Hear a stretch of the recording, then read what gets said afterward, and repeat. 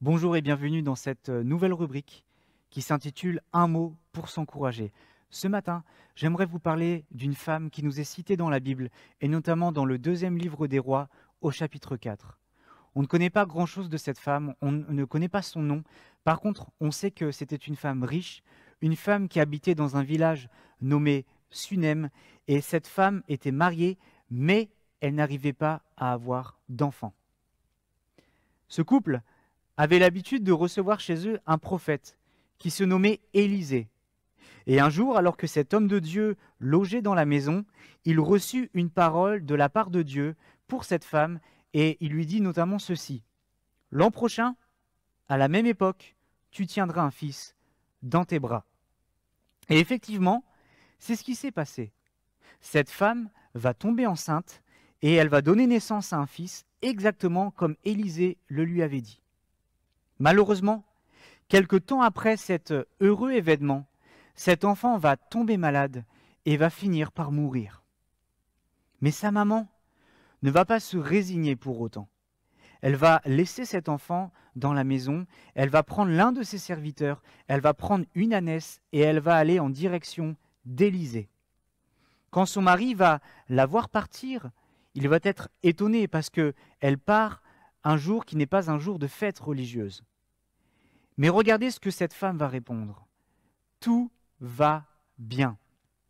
Cette réponse peut nous paraître étonnante.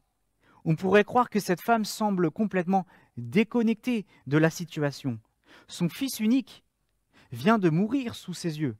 Et pourtant, elle dit « tout va bien ». En réalité, cette femme est véritablement une femme de foi. Elle sait au fond d'elle que Dieu est capable d'intervenir.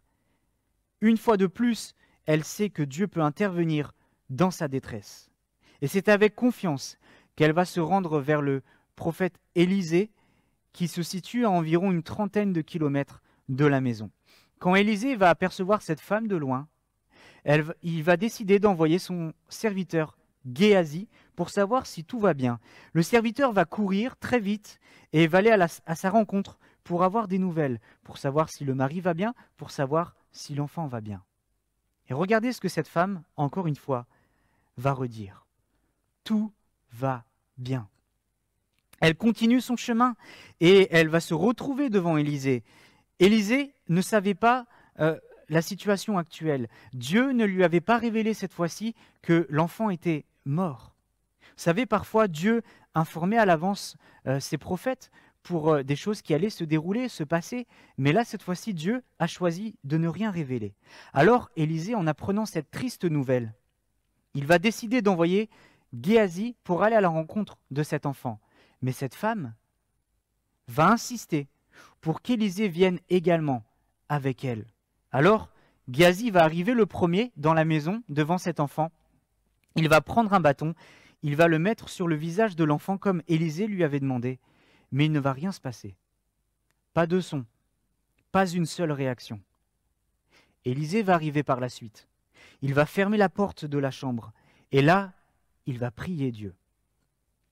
Dieu va répondre à cette intense supplication de son serviteur.